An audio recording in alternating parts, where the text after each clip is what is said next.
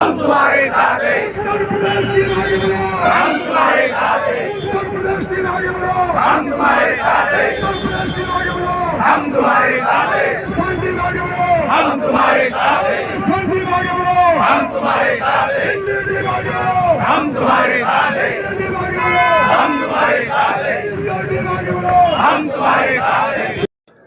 मैं सबसे पहले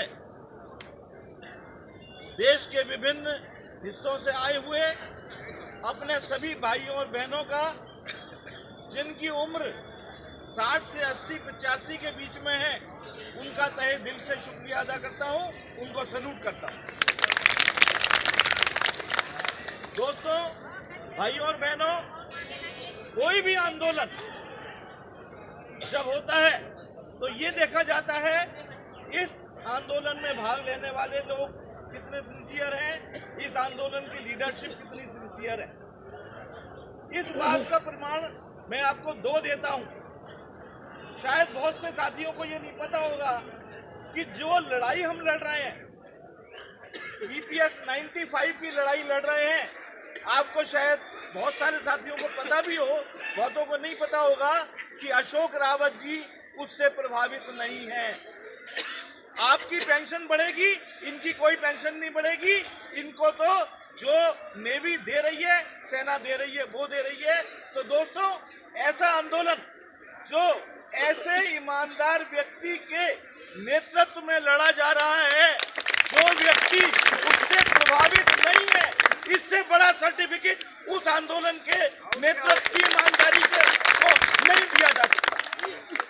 दूसरी बात, जिस आंदोलन के अंदर नारी शक्ति शामिल हो जाती है, मेरे दोस्तों, ऐसा आंदोलन कभी भी फेल नहीं होता। पांच प्यारों ने सिख धर्म की स्थापना की थी। 5 प्यारों ने। और आज मैं समझता हूं सिख धर्म से पवित्र, सिख धर्म से अच्छा शायद ही कोई दूसरा धर्म हो। मैं किसी की आलोचना नहीं कर रहा, लेकिन मैं कहता हूं अगर वीरता में किसी का नाम दिया जाता है तो सिख का नाम दिया जाता है। ये 5 प्यारों ने दिया अगर एक इंसान, 2 इंसान, 5 इंसान अगर कुछ करने की क्षमता रखते हैं और सर पे कफन बांध लें, मैं कहता हूं दोस्तों, गिनती की कोई जरूरत नहीं। झांसी की रानी ने इस आजादी के आंदोलन को, हमने तो नहीं देखी झांसी की रानी, लेकिन हमने किताबों में पढ़ा।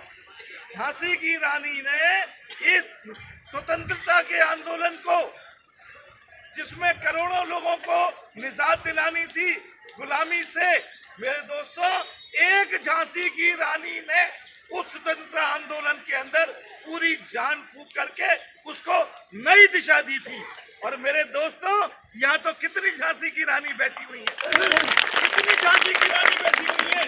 अगर इन झांसी की रानियों ने ये ठान लिया है तो मेरे दोस्तों, सफलता आपके कदम चूमेगी, उसको कोई नहीं रोक सकता।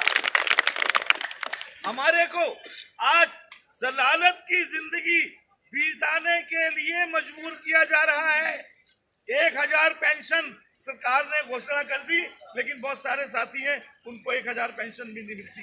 मैं कहता हूं हम ये मान लेते हैं सबको 1000 गारंटीड है। मेरे दोस्त, एक बूढ़ा बुढ़ा और एक बुढ़िया, 2 बूढ़े व्यक्ति जो जैसे जैसे उम्र बढ़ती है बीमारी की ओर अग्रसर कर जाते हैं, क्या 1000 रुपए में, क्या 33 रुपए रोज में वो अपनी दवाई का भी खर्चा कर सकते हैं? क्या अपनी दूध का खर्चा कर सकते हैं? क्या अपनी रोटी का खर्चा कर सकते हैं? क्या 3 टाइम की चाय पी सकते हैं?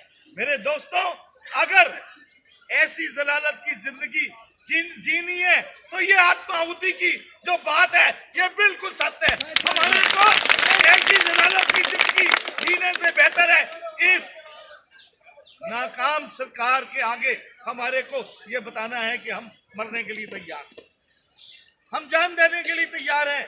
मेरे दोस्त,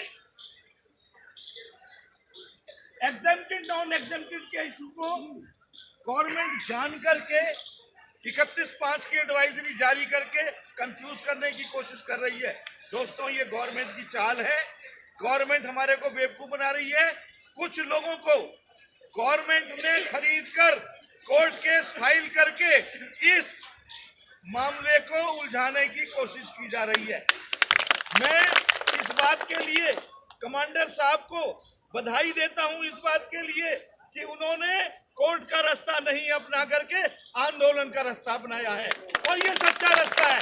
कोर्ट का रास्ता वो रास्ता है जिसके अंदर सरकार हमारे कोर्ट केस की आड़ लेकर के मामले को लटका सकती है, लेकिन आंदोलन को नहीं लटका सकती।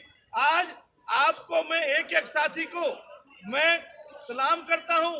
मैं बल्कि शर्मिंदा हूं इस बात से कि दिल्ली के अंदर दिल्ली वाले बहुत नखरीले हैं और दिल्ली वाले आंदोलन के अंदर हिस्सा कम लेते हैं। मैं दिल्लीस्ट हूँ, पक्का प्योर, उसके बावजूद मैं इस बात को एडमिट करता हूँ। लेकिन आपको एक बात का आश्वासन देता हूँ, आज मेरे बहुत सारे साथी हमारी फूड कॉर्पोरेशन ऑफ इंडिया के जिससे मैं बिलोंग करता हूँ, मेरे को यहाँ मिले हैं। पंजाब तक से हमारे जतिंदर वीर सिंह जी और अन्य साथी आए हैं। मैं आपको आश्वासन देता हूँ, आगे से आपको इतनी बड़ी संख्या में आने की जरूरत नहीं है। दिल्ली वाले इसका कोटा पूरा करने का पूरा प्रयास करेंगे। और मेरे दोस्तों, ये लड़ाई बिल्कुल आर पार की लड़ाई है। मैं कमांडर साहब से कहता हूं, इनको समय सीमा दे करके और आगे के प्रोग्राम बनाएं।